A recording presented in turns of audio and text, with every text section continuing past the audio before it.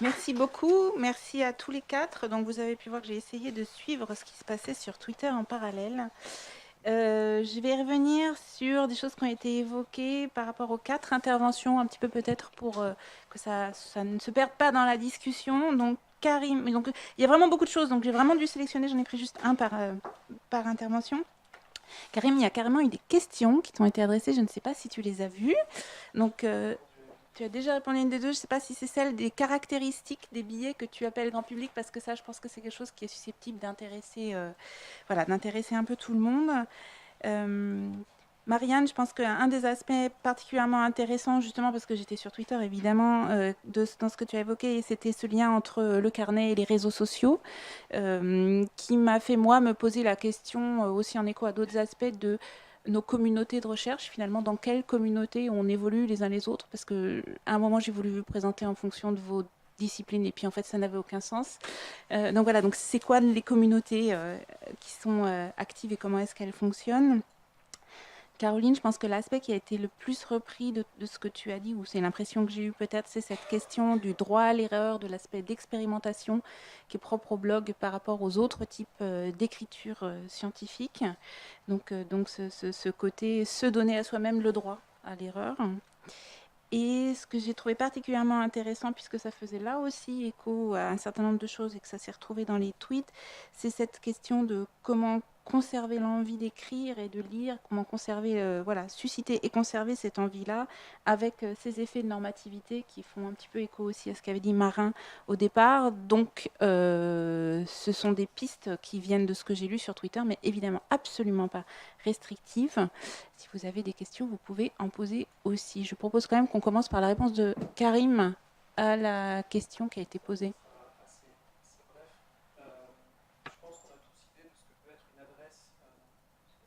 Le micro, D'accord.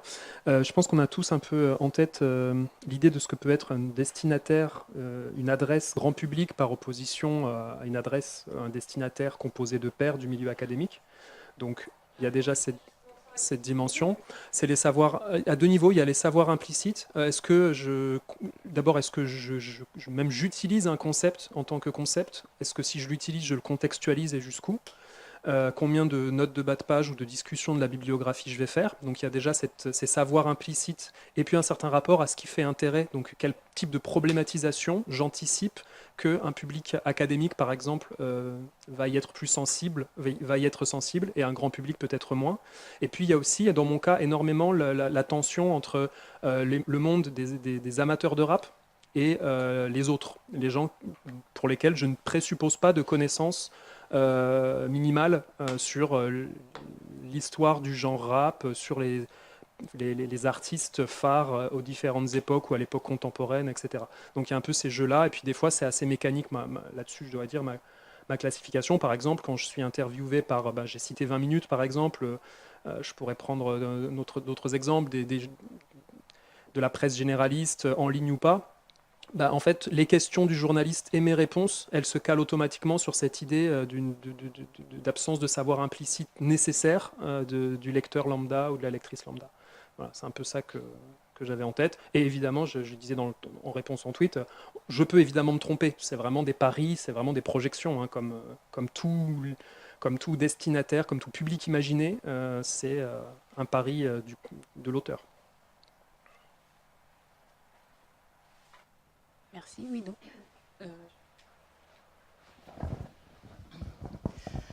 Bonjour, je m'appelle Ivona Jacob et je suis doctorante à Sorbonne Université. Je travaille sur un sujet historique, le sauvetage des Juifs à Budapest à la fin de la Deuxième Guerre mondiale par des diplomates suédois et d'autres diplomates aussi. Donc je travaille sur 3 langues, la langue hongroise qui est ma langue maternelle, le suédois que j'ai appris, et puis je rédige en français, tout ça.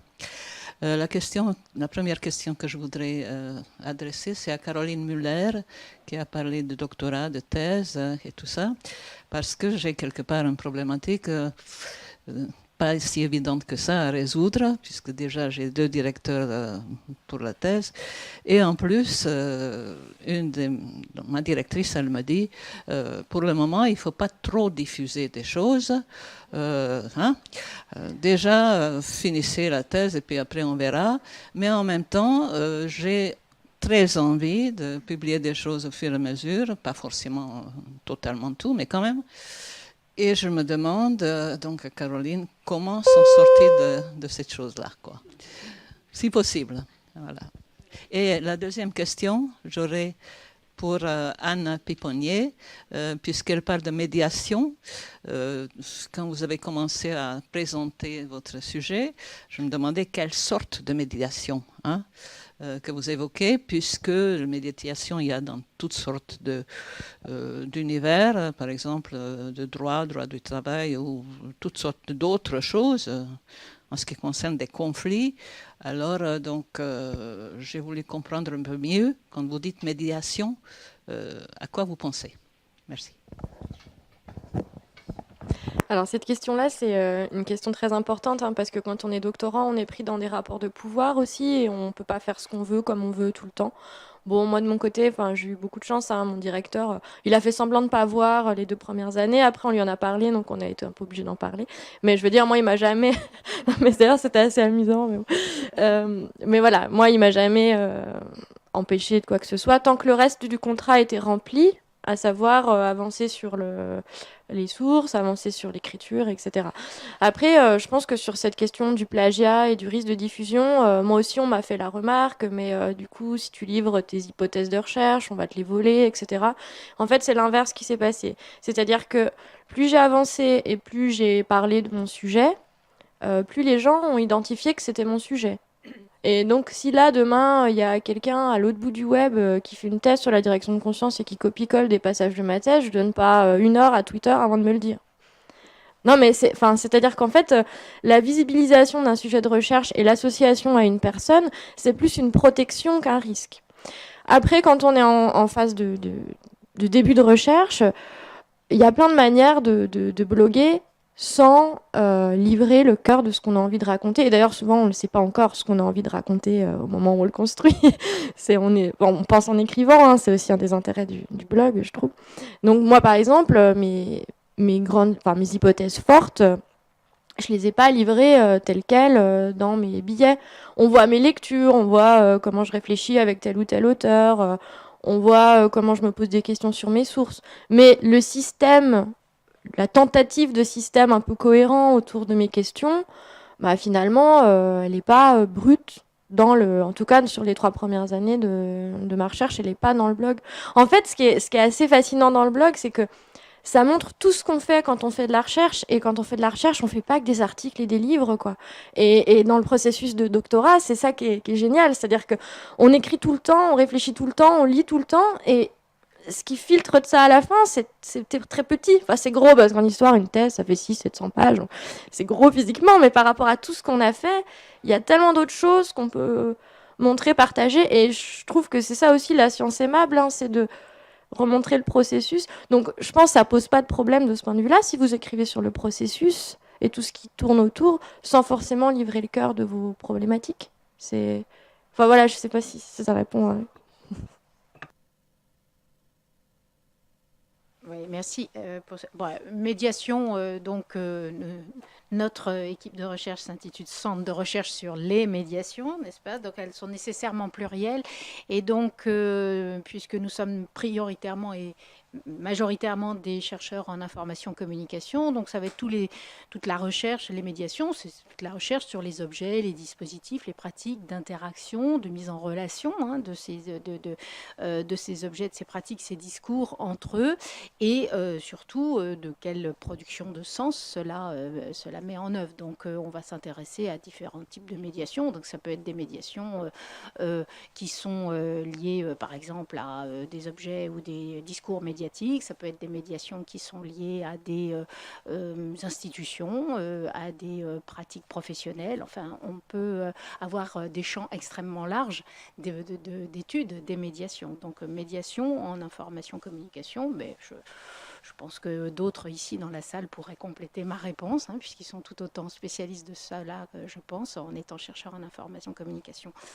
Donc tout aussi spécialiste que moi. Donc voilà, c'est vraiment un objet très transversal de recherche en communication sur le sens qu'on va attribuer à des mises en relation, des interactions dans l'espace public. Oui.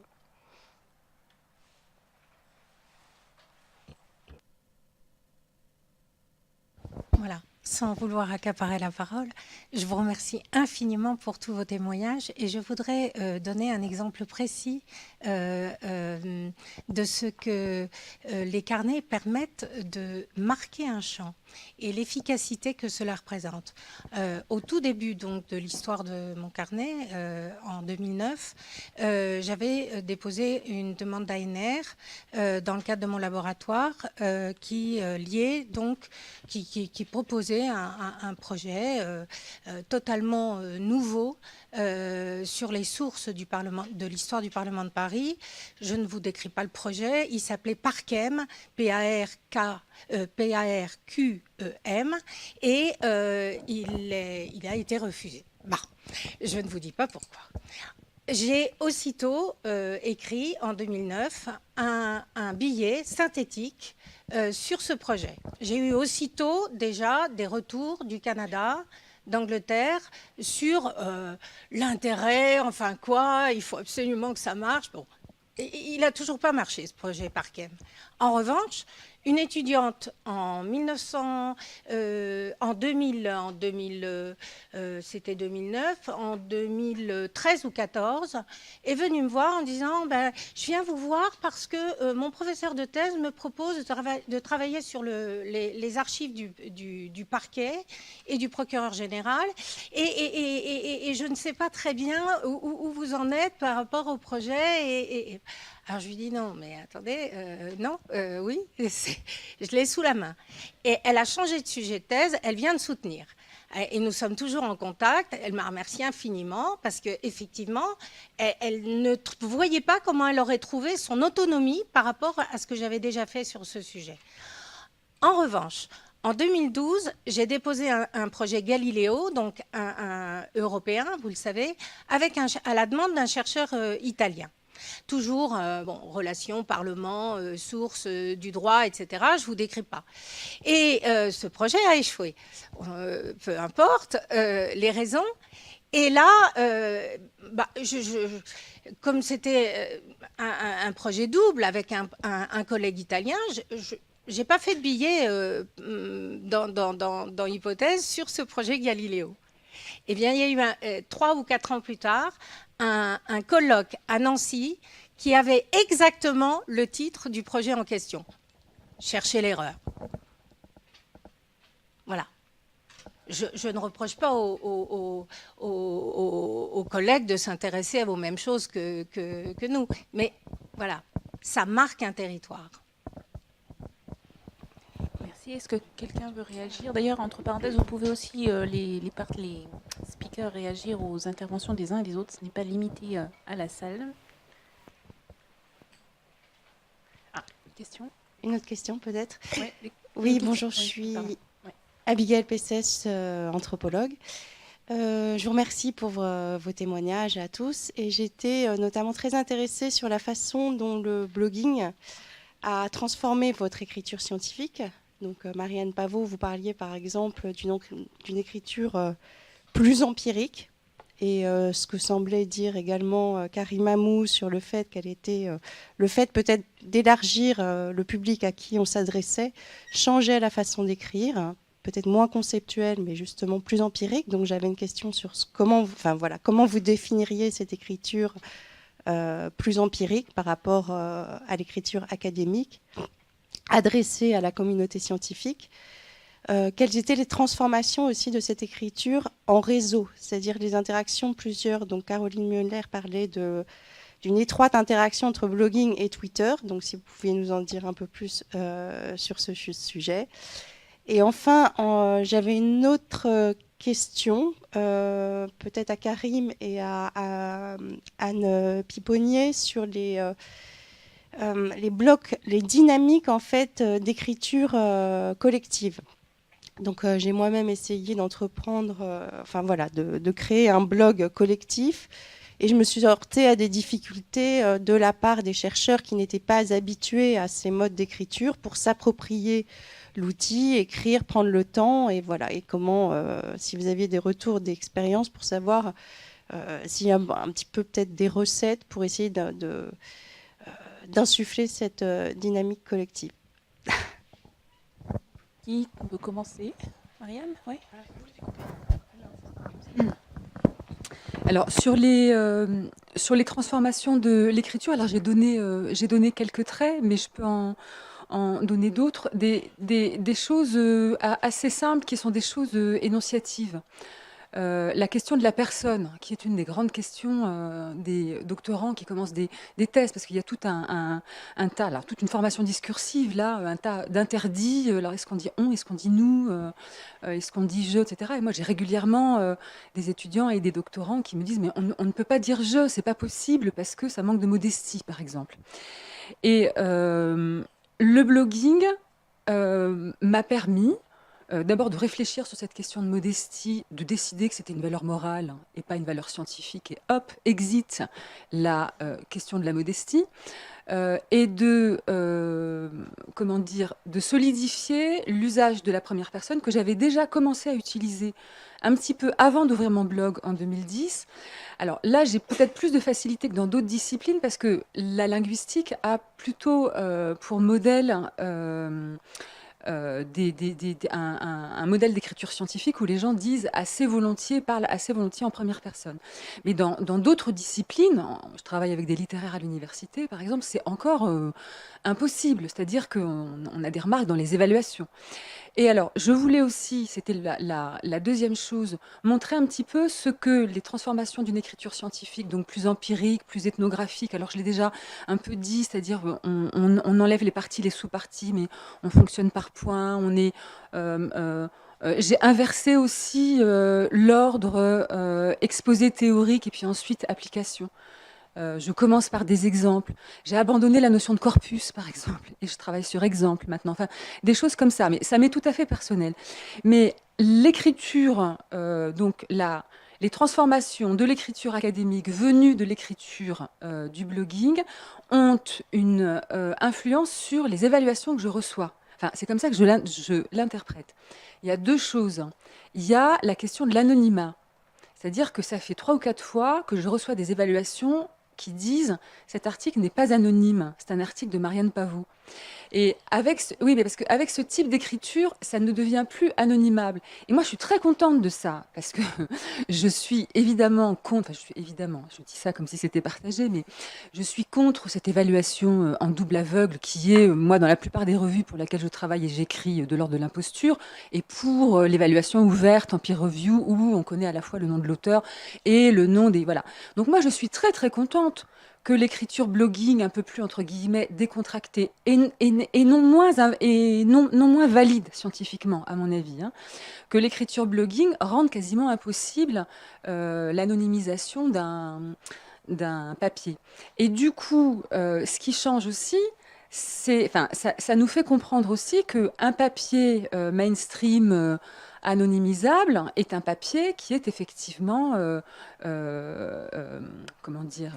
hors sol, hors du monde, extrêmement terminologique, extrêmement jargonnant au sens technique du terme. Ce sont des choses comme ça. Donc je voulais parler de cette question d'évaluation parce qu'elle me semble importante, hein. Donc la plateforme, à mon avis, la plateforme Hypothèse fait quelque chose à l'évaluation. Et voilà, et je trouve ça très bien. Karim, il y avait aussi une question pour toi, je crois. Dans mon cas, peut-être malheureusement, je ne pense pas que j'ai réussi à faire évoluer mon écriture par le blogging. Je dis malheureusement parce que c'était un des objectifs au départ. L'objectif que moi j'avais identifié était celui d'avoir un rapport moins douloureux à l'écriture en général et à la mise en public de l'écriture en particulier. Et je ne pense pas que le blogging m'a beaucoup aidé là-dessus. C'est ma façon de faire du blogging, c'est plutôt la confiance prise par l'expérience et la reconnaissance dans le monde académique qui rend les choses moins compliquées aujourd'hui que pendant la thèse. Par contre, il y a une chose que l'écriture sur mon blog m'a permis de satisfaire, c'est que j'ai un goût très très fort pour les matériaux de recherche en général, la mise en récit en particulier. J'adore les entretiens in extenso, j'aime bien l'exposé de corpus, de données, etc. Et ça n'a pas tant d'espace que ça, ou exister durablement et publiquement. Et donc moi, mon blog, j'adore quand l'entretien que j'ai trouvé passionnant avec la personne que j'ai rencontrée la veille, quelques semaines ou quelques mois plus tard, se retrouve en mettant vraiment en valeur la façon dont la personne se raconte. Et les formats de publication classiques ne me semblent pas permettre ça facilement. Et puis je rebondis tout de suite sur la question de l'écriture collective. Moi, j'ai pas voulu, entre guillemets, me fatiguer à motiver des gens, parce que c'est toujours cette question du plaisir et du temps. Donc, je fais ce que j'ai envie de faire. J'accueille des gens souvent, et je motive des gens, mais ponctuellement. Donc, moi, ce que j'aime beaucoup sur mon blog perso, c'est qu'il y a des gens qui sont invités souvent sur des choses précises dont on a discuté ou etc. Là, dans le dernier cas, c'est parce qu'on fait un séminaire collectif, on fait des comptes rendus à tour de rôle des séances, donc je suis super content de ça, parce que c'est une façon, je trouve, intéressante de rendre compte des séminaires par opposition à ce qui serait le tout enregistrement ou le tout vidéo.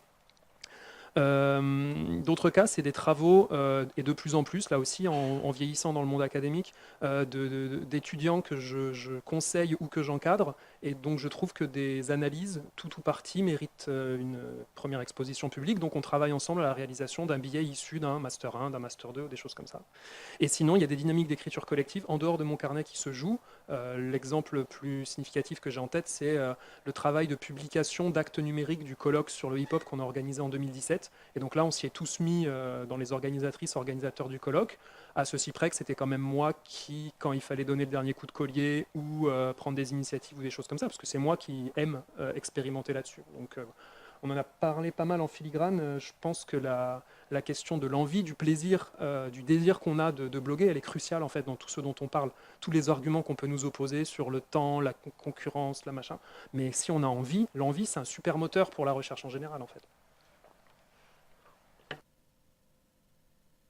Oui, je vais rebondir sur l'envie, mais moi j'avais envie d'insister sur une chose, c'est parce que là, peut-être on aurait tendance à penser que c'est un peu in-off, quoi. On blogue ou on ne blogue pas, une envie ou pas d'envie, une écriture de blogging ou pas d'écriture de blogging. Or, pour répondre à votre question, donc comment dynamiser, moi j'ai eu affaire à deux cas type, soit des collègues chercheurs qui ont leur propre blog personnel et qui n'ont pas d'envie de publier dans d'autres types de blogs. Donc, il faut susciter une envie pour une écriture autre, sur un dispositif autre, avec des problématiques autres. Et ceux qui n'ont pas d'expérience de blogging, là, il faut plus faire de la médiation, expliquer un petit peu ce qu'on en attend. Mais ce que je veux dire à travers ces deux cas, c'est qu'il n'y a pas une écriture de blogging. C'est-à-dire on peut écrire d'une certaine manière dans son propre blog, par exemple entre 9h et 10h le matin, écrire différemment sur un autre blog à midi et encore différemment à minuit le soir. Enfin, de ce point de vue-là, je me rapproche de ce qu'avait bien expliqué Bernard Lahire sur la pluralité, c'était en lecture-écriture qui sont liées. De même que nous ne sommes pas le même lecteur du matin au soir, de même nous ne sommes pas le même chercheur. Et donc, par exemple, les collègues qui avaient déjà leur propre blog, eh bien, tout le travail était de leur dire « mais tu ne vas pas écrire la même chose ». Tu vas écrire différemment, c'est une ouverture, une fenêtre sur autre chose, mais d'un côté, ça pouvait être incitatif pour certains, ça pouvait être déstabilisant pour d'autres. Ou tout simplement, ça ne renvoyait pas à une envie. Parce que, voilà. Mais moi, je voudrais insister sur le fait que bien qu'il y ait des normes qui se construisent dans le blogging, parce que de fait, on retrouve des catégories, on retrouve des façons de faire, il y a quand même une très, très grande diversité des formes d'écriture. Et du coup, en termes d'animation, j'aurais tendance à dire qu'à chaque fois, c'est l'atelier, quoi. C'est bric-à-brac, c'est-à-dire que ça va être différent à chaque fois. Sans compter les personnalités des personnes qui animent, bien entendu, et de leur éventuel, du type de relation qu'elles ont avec les personnes qu'elles vont animer. Mais j'ai entendu des collègues me dire je ne souhaite pas reprendre l'animation d'un blog, c'est trop ingrat. Mais comme ce sont des personnes qui trouvent qu'il y a beaucoup d'ingratitude dans la recherche pour plein de responsabilités diverses, c'est pas propre au blog. On va peut-être prendre une dernière question avant la pause, s'il y en a une. Vite que j'ai le micro pour relancer sur Twitter. Oui. Alors, la question est... En fait, c'était une question qui m'était adressée, c'est ça, tout à l'heure, hein? Oui, sur le lien entre Twitter et le carnet. Twitter, c'est à la fois un lieu de diffusion des nouveaux billets, et en fait, je crois que la plupart des carnetiers font ça, hein. Moi, je sais que je suis les carnets que je lis à partir de Twitter. Donc, c'est un outil de veille. Donc, c'est à la fois l'endroit où on diffuse et puis l'endroit où on collecte des informations, mais c'est pas une pratique qui m'est propre. C'est aussi l'endroit où on discute, puisqu'on dit, il n'y a pas beaucoup de commentaires, etc. Et c'est vrai il y en a de moins en moins, d'ailleurs, j'ai l'impression. Alors, je sais pas si c'est un constat qui m'est propre aussi. Parce que, en fait, quand le billet sort, la discussion, elle a lieu dans les commentaires Facebook ou sur le réseau social Twitter. Donc, c'est intéressant parce qu'en fait, c'est complètement décentralisé par rapport à l'espace du carnet. Je sais d'ailleurs que dans les gens qui arrivent sur le carnet, le plus gros, la passerelle principale, c'est Facebook dans mon cas. Donc, et juste après, c'est Twitter. Donc, c'est quand même intéressant. Après, c'est aussi l'endroit où moi, j'ai construit une petite communauté. Mon réseau, il est là, il m'aide beaucoup. J'ai aussi des belles histoires numériques dans ma besace. Quand j'ai un problème, et il y en a eu quand même pas mal en thèse, alors ça peut être des problèmes très... basique, comment on classe une bibliographie, au secours j'ai un problème avec mon style Zotero, je dois rendre mon manuscrit dans une semaine, mon Dieu, comment je fais un espace insécable, enfin des trucs qui peuvent paraître un peu... Voilà, on est toujours très paniqué à la fin d'un processus de recherche, et Twitter est toujours là pour aider. Et il y a d'autres choses qui sont beaucoup plus liées au carnet. Je crois que c'est Karine qui disait tout à l'heure que... Ah non, c'est toi, Marianne. Tu as été contactée par une des personnes qui était liée au billet. Moi aussi, en fait, j'ai les descendants d'une des personnes dont j'ai parlé dans le carnet, qui m'a écrit des mails, qui maintenant me donne accès à un continent de 26 000 lettres familiales. Donc, c'est quelque chose de... En plus, voilà, je sais que ça va tout changer, même pour la suite. Il y a ça, et puis il y a aussi des petits... un moyen de toucher des gens qui ont d'autres éléments d'explication quand on bloque un peu. Voilà, moi j'étais un peu embêtée, j'avais un fond d'un jeune homme qui s'appelle Antoine Manilev, et puis je comprenais pas parce qu'il s'était retrouvé tout à coup déclassé alors que c'était un enfant de noble, et j'arrivais pas à comprendre comment il arrivait à peine à payer ses frais de collège.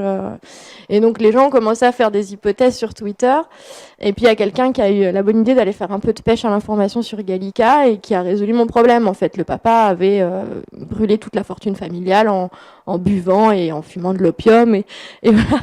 Mais c'était intéressant parce qu'en fait Twitter, à ce moment-là, autour du billet initial, il y a eu une sorte de brainstorming collectif, et la question à la fin, elle a été résolue. Donc pour moi, ça sert à ça, en fait. Twitter, c'est l'environnement de discussion du carnet. Mais je crois que je suis pas la seule de ce point de vue-là. Merci beaucoup. Je vous propose qu'on poursuive la discussion autour du déjeuner. Merci à nos intervenants, et on se retrouve à 14h.